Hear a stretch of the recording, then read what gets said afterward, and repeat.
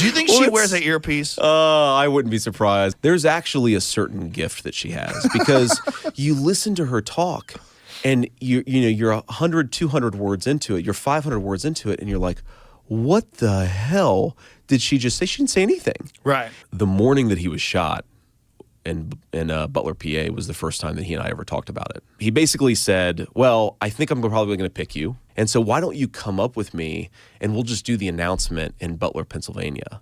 Whoa. And I said, and of course not knowing at the time what was going to happen, I was like, absolutely, let's get this over with. And he looks at me and he says, Dad, well, fuck.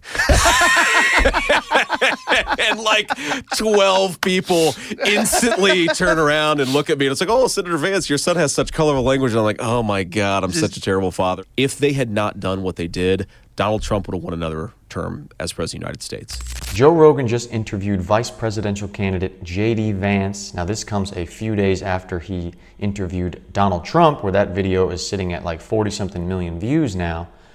This interview that he did with JD Vance is insightful, funny, and very deep, and you get an insight into who JD Vance is. But so that you don't have to sit through the whole 3-hour interview, here are the best 30 minutes from that interview. It's SeanDaniel here. If you guys enjoy the videos, consider subscribing, liking, or supporting me with a super thanks donation down below. Let's go. There's just something adorable about a 2-year-old that doesn't know that you're not supposed to say shit. No, and just absolutely, that cute little face. Well, I mean, my 4-year-old, he was 3 at the time.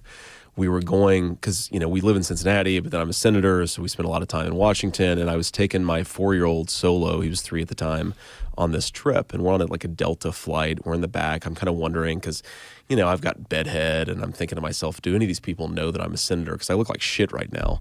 And I sort of get away with it. I don't think that anybody notices who I am. And we're sitting there, and my son drops one of those Biscoff cookies in between the seat, and he looks at me and he says, Dad, well, fuck.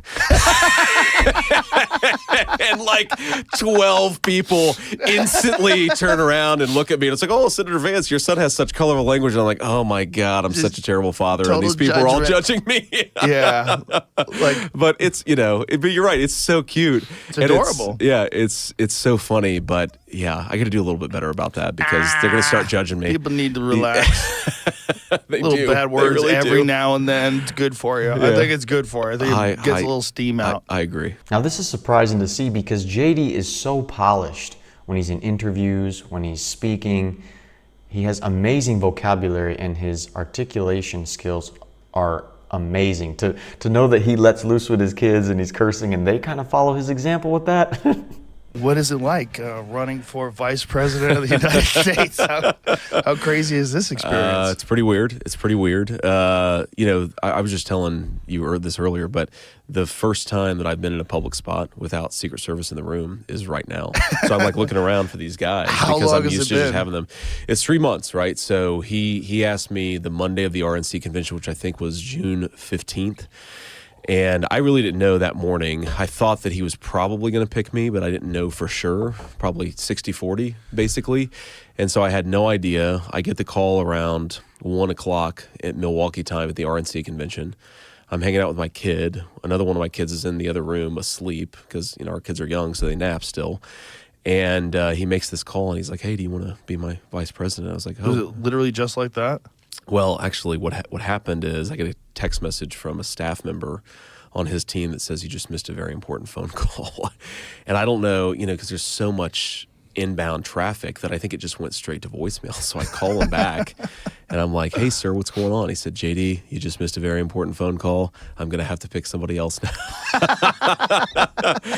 So I'm about to shit a brick here. And then he says, no, I'm just kidding. Obviously, I want you to be my vice president. And the funny thing is, my 7-year-old is in the background and he has no idea what's going on. And I love that, right? It's one of the good things about this. He has no clue what's going on. He's like, Dad, who are you talking to? He's talking about Pokemon cards, right? And Trump hears my son in the background and he says, well, who's that? And I said, that's my 7-year-old son, you. And he's like, put him on the phone. And I'm just anxious for him to get this statement out because in my mind it's not final until the statement is actually out. And he talks to my son and he reads the statement that he is going to put out on Truth Social announcing that I'm the VP nominee of the Republican Party. And he's like, what do you think about that, Ewan? And my son Ewan's like, oh, that's pretty good. That's pretty good. And then he gives the phone back to me. He's like, I have no idea what the hell's going on. He doesn't even know what that means. Yeah, he has no crazy. idea. It just shows you how human Trump is. The detail and care he has for people, to just be normal, not be so fake like so many politicians we see. And for those of you guys who have ever interacted or been close to Trump, like I met Trump once. If you guys want to see that video of how that happened, it'll be up here. You see how much he cares and focuses on who is in front of him. And it's cool to see that even with his VP candidate, he does it with him and his kids.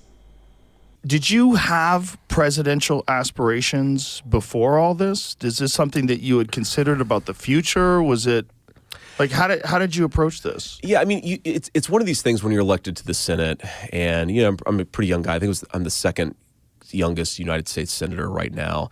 You certainly think, like, is this something I might do in the future? What does this look like? What would you need to do in terms of getting your family in the right mental space and just making it happen? But it's all very abstract, right? It's not all that different from, 10 years ago thinking about starting a business that I never started, right? It's just things you think about, but you never really think that hard about, right? And that was kind of my attitude towards it. I started to realize that Trump was thinking pretty seriously about making me his VP nominee probably earlier this year, because he would ask me a lot about who I thought the VP nominee should be. Oh boy. And I'd Trick give questions. him, yeah, exactly. And I'd give him names of people that I thought would be pretty good at it. And a lot of the names that I gave him, he would criticize. And I almost felt like he was inviting me to throw myself out there. But it's funny. The morning that he was shot in Butler, PA, was the first time that he and I ever talked about it. So that was a Saturday. Just thinking about it, I guess it was probably June 13th, because I think the convention started June 15th. I go down to Mar-a-Lago that morning, Saturday morning, and I'm talking to him for the first time, because the media would ask me. I was like one of the rumored shortlist candidates. I kept on getting these questions from reporters. Have you ever had this conversation with Trump? And the honest answer was no.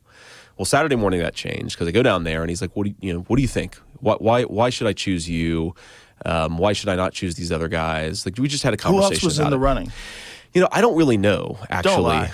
I really don't know. Come on, man. I think that there were a couple of senators that were being considered, a couple of governors, a couple of former cabinet secretaries, but you don't really know, because when Donald Trump sat me down, he talked about 10 different people that he was thinking about naming, and this was 2 days before he made the selection. So he's playing like a little, like, let's see how JD thinks game. Yeah, I think so. And, he told me that he was talking to the gardener at Mar-a-Lago about who the vice presidential nominee should be. And that's one of, I think, Trump's sort of political geniuses, is he talks to everybody about everything. And I was like, well, what did the gardener at Mar-a-Lago have to say about this conversation? Because this really directly impacts my life. And, he basically said, well, I think I'm probably going to pick you, but I don't know, and I'm not ready to make a decision. And then he looks at one of his staff members who's in the room. He's like, actually, wouldn't it really set the world ablaze if we just made the decision today? And so why don't you come up with me and we'll just do the announcement in Butler, Pennsylvania? Whoa. And I said, and of course, not knowing at the time what was going to happen, I was like, absolutely, let's get this over with, because I'm sick of not knowing. Let's just get this thing over with. And then he's like, no, I'm not gonna do it up there. We need to prepare for it better. So look, I'm not saying it's going to be you, but I'm thinking very seriously about it. Have fun. We'll see after Butler, PA. And then of course I go back home to Ohio. Oh boy. He gets shot. The initial reaction is I actually thought they had killed him, because when you first see the video, he grabs his ear and then he goes down. And I'm like, oh my God, they just killed him. And I was first I was so pissed, but then I go into like fight or flight mode with my kids. I'm like, all right, kids, we were at a mini golf place in Cincinnati, Ohio. I grab my kids up, throw them in the car, go home and load all my guns, and basically stand like a sentry at our front door. Holy shit. And that was sort of my reaction to it. Anyway, I really didn't know it was going to happen until Monday morning. I didn't know who else was being selected. I think it was all the names that people sort of see out there, right? All good guys, like nobody I have any personal animosity towards, but obviously, here we are. I've never heard that story before, that he was considering announcing him at that Butler, PA rally.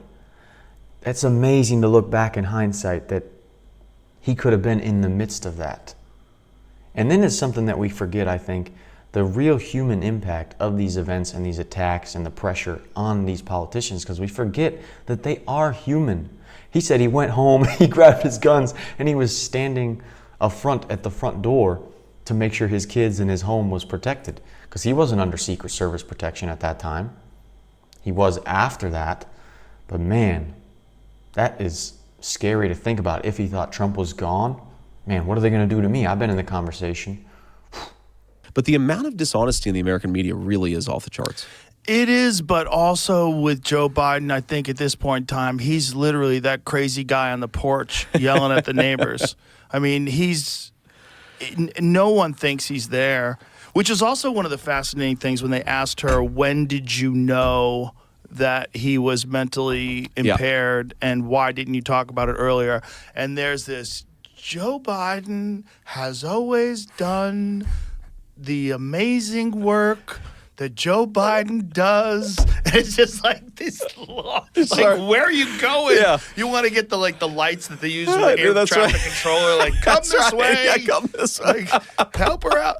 Do you think she wears an earpiece? I wouldn't be surprised. I have no idea. The earpiece one was amazing. But man, the little she just Bluetooth thing, the earring. It's earrings. astonishing. She talks. The only way I can describe it is she talks in circles. Yeah. Right. It's like Tim Dillon says it's like she does gypsy curses because she speaks in gypsy curses. That's very good. But it's, we need to build an opportunity economy, because if Americans don't have opportunity, then they're not going to have the opportunity to be Americans. And it's like, what the hell? The opportunity to did you generate just wealth say? and generational wealth. Like, wait a minute. Do you know how few people generate generational wealth? That means you have so much money, you're going to give it to other generations. Well, but there's actually, okay. I mean, I give a lot of speeches, so there's actually a skill to this. I think that she is the Michael Jordan of using as many words as possible to say as little as possible. There's actually a certain gift that she has, because you listen to her talk and you're 100, 200 words into it, you're 500 words into it, and you're like, what the hell did she just say? She didn't say anything. Right. And that actually, I mean, okay, so yeah, there's a certain political skill in saying a lot without actually saying anything, but it actually worries me about her being president. Like, okay, there are all these substantive policy disagreements, and we could talk about, okay, I don't like her border policies, I don't like this, I don't like that. But what does she do when she's in a meeting with a world leader and she has to know the details of public policy to negotiate with Vladimir Putin or Xi Jinping? Like, one of the major things that you do as a president is you participate in economic negotiations, like what tariffs are we going to apply on your goods unless you lower the tariffs on ours, or vice versa, right? You have to be able to know a little bit about your job to be the president of the United States. And I don't know that she has an ounce of curiosity about public policy in this country. That's what scares the hell out of me. Well, it's just strange that everyone's accepting that this person who was the least popular vice president ever is now the solution to the problem, and that the media machine in just a few days did this 180 and just sold her as the solution. And as long as they keep her from having these conversations where she's allowed to talk, that's right, they're able to pull this off. And the fact that it's happening with no primary should be really concerning to people, because that's really never should. happened before. She truly is the queen of word salads. And the amazing thing to think about is she is able to get possibly to the highest position, basically, in one of the most powerful countries in the world, if not the most powerful country in the world, while not being able to communicate properly.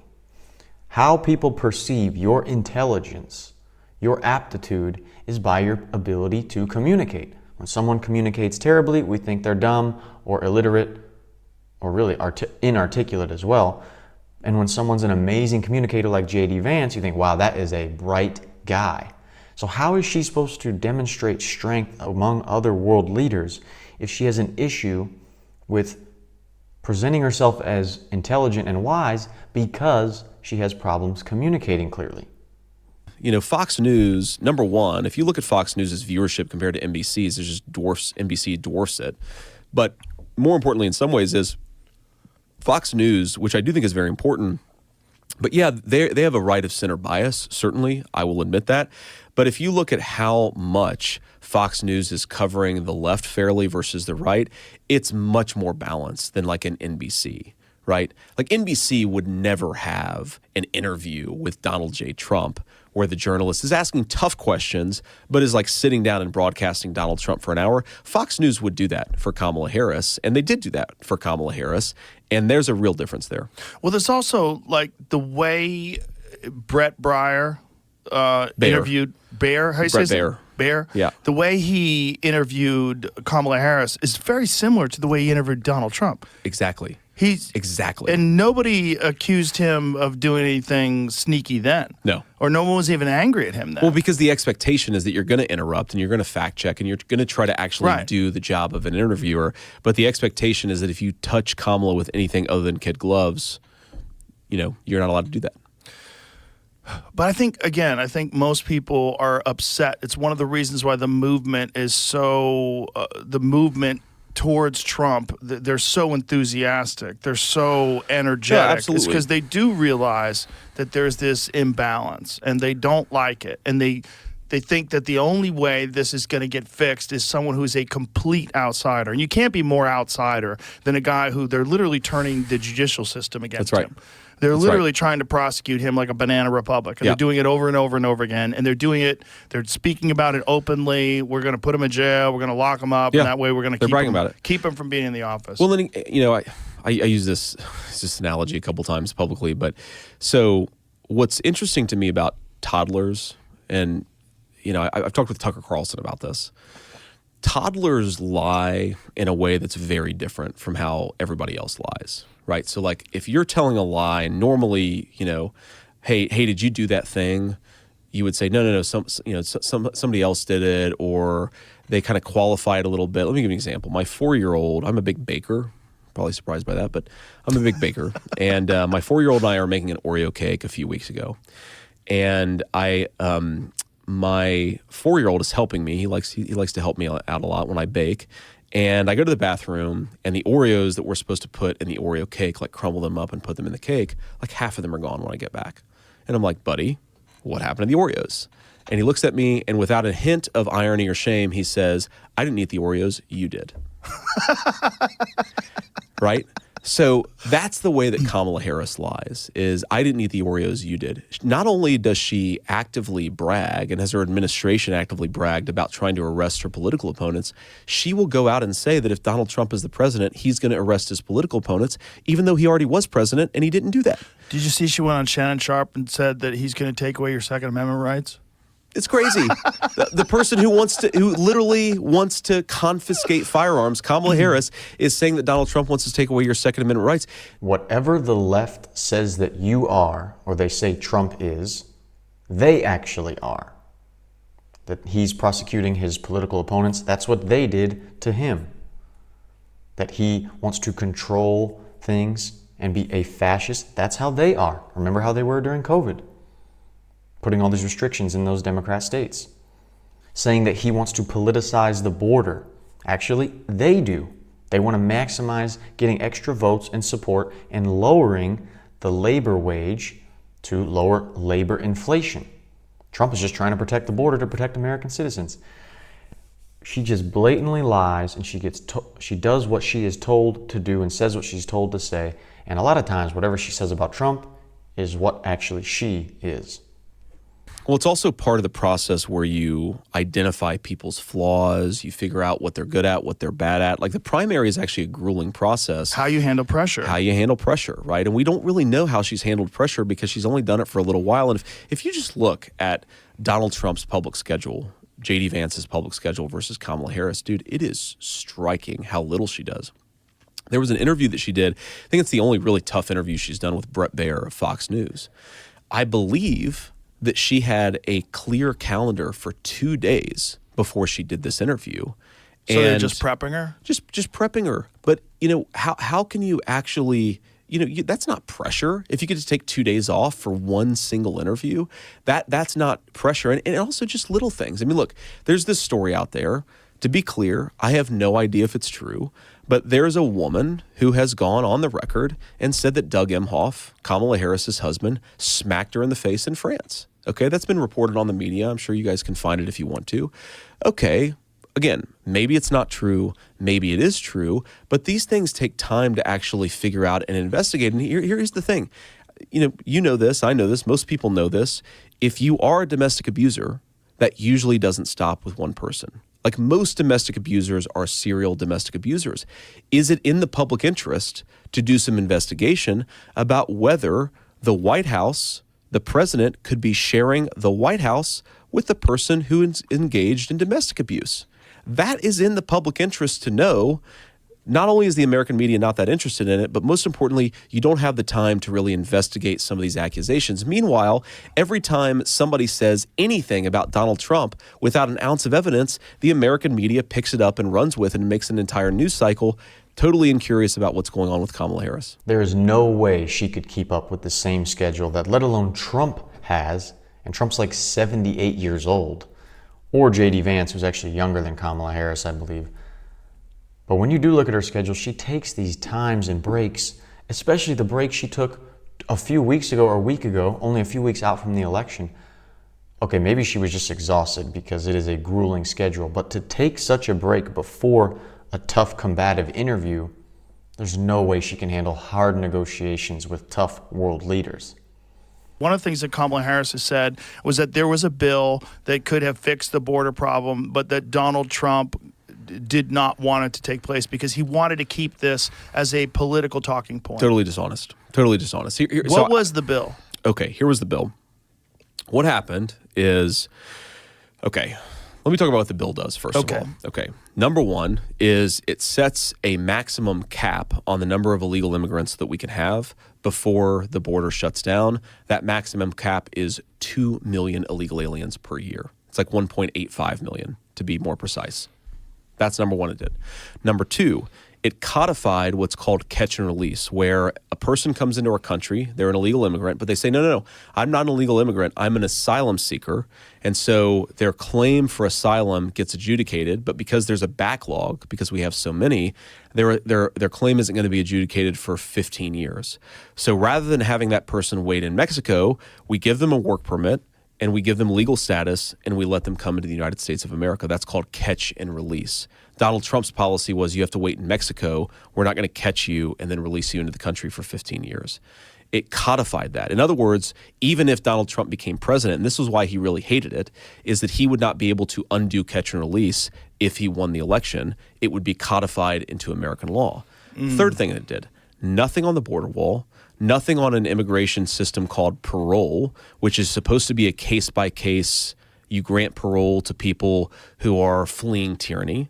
But Harris has used parole to the tune of millions upon millions, mass parole, whole categories of country have been paroled into the United States. It didn't do anything to solve that problem. So it wasn't a border security bill, it was an amnesty bill. Now, in addition to what I just said, it also gave some table scraps to Border Patrol. And that is what allows them to hinge onto that one thing and to say it's a border security bill. No. It was a mass amnesty bill. It would have made the border problem 10 times worse, and that's why they ultimately pushed it, and that's why Republicans fought against it. By the way, like 6 Democrats voted against that piece of legislation because they thought it was kind of a disaster. So it was not a bipartisan border bill. And in fact, it was much more bipartisan, the opposition to the legislation. But it has allowed Kamala Harris to go around and dishonestly claim that she cares about the southern border, even though when she came into office, they bragged about undoing all of Donald Trump's successful border policies. They did exactly that. And then we had the massive migrant invasion that we've seen over the last 3 years. And I think it was good on you in the debate with Tim Walz when they fact-checked you. They tried to check you and say that this has always been in place. And you stepped up and said, no. This app is new, and this app was specifically used for shipping. Yes. And now they're using it to schedule people to illegally come into the country. Here's the question. Sure. Why? Why is this happening? What do you think? I mean, obviously speculation a little bit, but what do you think the motivation of allowing this to take place and the disproportionate number of people that have moved to swing states, which is also like a little suspicious? So it depends on how many How many tinfoil hats do you have in this room? I got a lot, dude. I got a wardrobe. We can get real serious about this real quick, or pretty crazy very quickly. Look, I think what is obvious is, and I've seen this in the halls of Congress, I've seen it very explicitly. You talk about lobbying, and we obviously talked about in the context of other industries. There is a massive corporate lobby for cheap labor in the United States of America. And that is, I think, the main thing that's going on. Think about this. If you've got millions of illegal aliens, okay, let me tell you a story.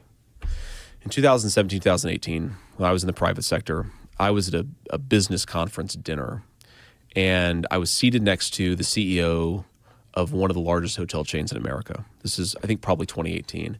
And the guy is going on and on about how much he hates Donald Trump. And I'm like, oh, that's interesting. Like, why do you hate Donald Trump so much? Because again, I was sort of a Trump skeptic in 2015, and at this point, I was kind of starting to really get on the Trump train. And he said, well, the reason I hate Donald Trump, he says, is because Donald Trump's border policies have cut down the number of illegal immigrants. And because I can't pay illegal immigrants under the table anymore, I have to pay American workers, and they want much higher wages. And I was like, this guy just admitted it. I was like, holy shit, this guy just admitted it. Now, a crime. That is like straight up monopoly man evil shit that this guy admitted to. And I was like, my wife, who's very apolitical, she was actually at the dinner with me, and she's like, come again? You just said you don't want Americans to get decent wages. Like, that is the best argument for Donald Trump's immigration policy, is that American workers are getting higher wages, and this is why this corporate CEO hates it. So whatever the industry is, you've got a lot of people who want cheap labor, and they don't want to pay American workers higher wages. That's a big part of it. I do think there's also a power dynamic to it. In particular, I think Kamala Harris and the Democrats, they want to give these millions upon millions of illegal aliens the right to vote. They want to legalize them. They want to make it easier for them to participate in our elections. And that means fundamentally the end of American democracy. Because you're talking about 25 million people here. If Kamala Harris gives 10 million of those people legal status and allows them to vote in American elections, then, say 70-30, they go Democrat, Republicans will never win a national election in this country in my lifetime. Because any little disparaging amount that Republicans might naturally and properly win the vote by can just be overcome by all the illegals that were given the right to vote and that will probably vote Democrat, because those Democrats not only allowed them in the country but gave them benefits to be in the country. Hence why Republicans like JD Vance have caused such an alarm to this issue, and why Elon Musk says this could be the last election of our lifetime, the last true one. Because if they are allowed to vote when they're didn't even legally come here in the right way, they're just going to vote Democrat because they were legally allowed in here to bypass the whole process of properly immigrating. And then no matter the amount, if we win by, like in 2020, there were so many close swing states. If we win by a close margin or a kind of big margin, it can be overtaken by any amount of these, by even a small amount of these illegal aliens in the country voting Democrat. This is where I always get pissed about the media conversation around what happened in 2020.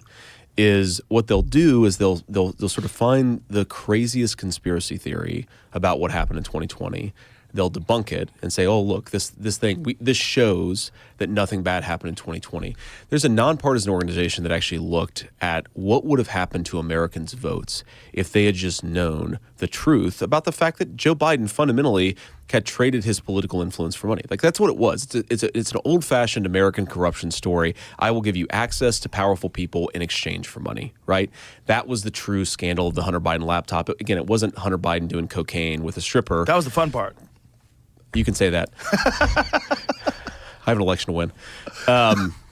So that was the real scandal. It was the corruption. It was the corruption. And this evidence of the corruption. And direct evidence of the corruption. And a nonpartisan organization said that knowledge, which was suppressed by the entire American media and big tech scene, that would have changed millions upon millions of votes. And we know that the number in 4 swing states was 88,000 votes that were the difference between Donald Trump and Joe Biden winning the 2020 election. So set to the side all of the other arguments about fraud and all the other rule changes that happened in the midst of COVID. We know that big tech colluded with our own sort of, I would say colluded.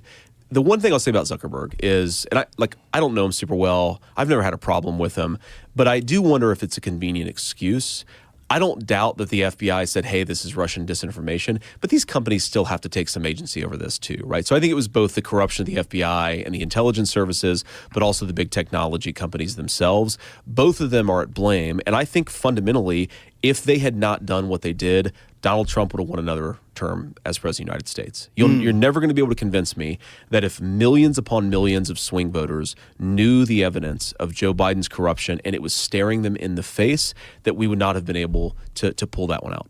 JD says that because the margin of wins in some of those swing states were so few, not millions, but like tens of thousands of votes.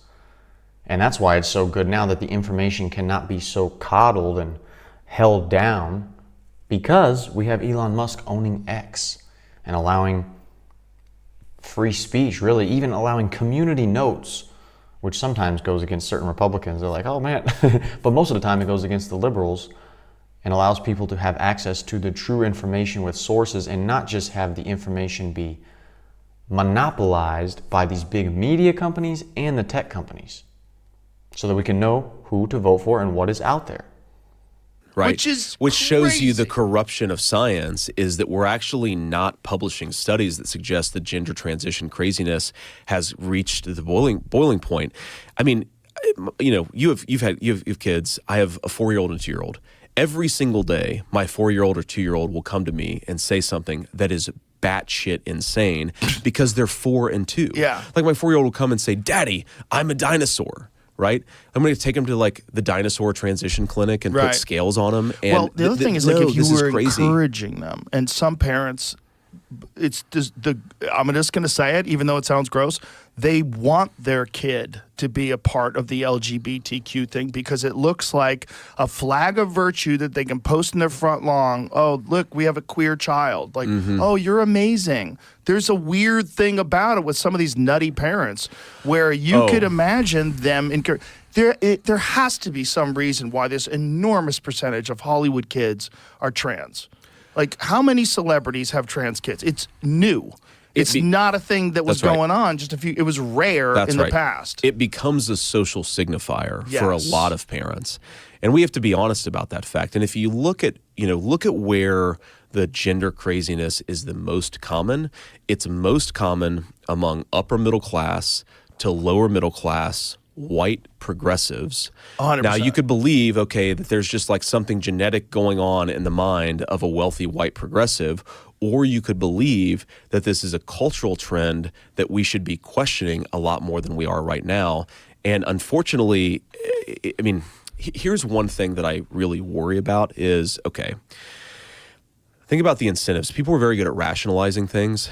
If you are a, middle class or upper middle class white parent, and the only thing that you care about is whether your child goes into Harvard or Yale, like obviously that pathway has become a lot harder for a lot of upper middle class kids. But the one way that those people can participate in the DEI bureaucracy in this country is to be trans. And is there a dynamic that's going on where if you become trans, that is the way to reject your white privilege, right? That's the social signifier. Yeah. The only one that's available in the hyper woke mindset is if you become gender non-binary. Non-binary is the best one because you don't even have to do anything. You can just say I could say I'm non-binary, and like you don't have to do anything, but all of a sudden you're a part of the group. Yeah, well, that's right. And again, I think it's important to sort of, most people are not saying, oh, I'm white privileged. How do I become part of the privileged set? But it's these weird ways in which these ideas creep into the mind, to the mainstream. Right. And people are very good at rationalizing these things. And so what I think 20, 30 years ago, even among very well-to-do white progressives, like an 11-year-old boy says, I think that I'm a girl. Most of the time we would have said, oh, that's ridiculous and crazy and, ha ha ha, and come back to me in a couple of days. Now I think there's this massive incentive to try to say, oh my God, does that mean that my kid is trans? And I also think it's, to your point, very warping on the minds of young kids, because what they're now doing is taking normal adolescent curiosity and normal adolescent discomfort. Like, I don't know a single person who went from the ages of 10 to 15 who didn't say, oh, like, sometimes I had some, weird ideas, or I dressed weird for a couple of years or something, right? It's a confusing phase for most Americans. We take that normal adolescent confusion, and then we try to medicalize it. And nobody's saying, oh, when we do medicalize it, by the way, a lot of pharmaceutical companies get very rich off of it. Not only very rich, but then the child is sterilized. Yes. I mean, this is for a lot of these kids. They'll never be able to have children ever again. If they change their mind, if they one day decide, oh, I was just going through a confusing time in my life, but now I've ruined my voice with hormones. My ovaries are destroyed. Yep. I had my testicles removed. Like, the whole thing is crazy. It is crazy. And if the Democrats continue to win and be in power, those policies and ideas will go full bore and have no restriction whatsoever. With JD Vance and with Trump, it looks like they're going to be putting some restriction and seeing a lot of negatives towards those ideologies and putting restrictions in place so that this stuff cannot happen to kids. And it's amazing to say that seeing a leader point out this basic level of common sense is rare and virtuous and impressive. It's really sad today that that is the state of it. But at least there are people standing up for stuff like this. And we have JD Vance and Trump who could win in a few days. And maybe by the time you're watching this, maybe they did win. It's itsSeanDaniel here. If you guys enjoyed the video, I hope you did. Not having to watch through the whole 3-hour episode, but got some of the best moments here. If you enjoyed it, consider subscribing or liking down below. No, subscribing or watching one of my other ones right here. We have a JD Vance roasting liberals for 30 minutes that you might enjoy, or the best moments from Trump's interview with Joe Rogan. Thanks for watching.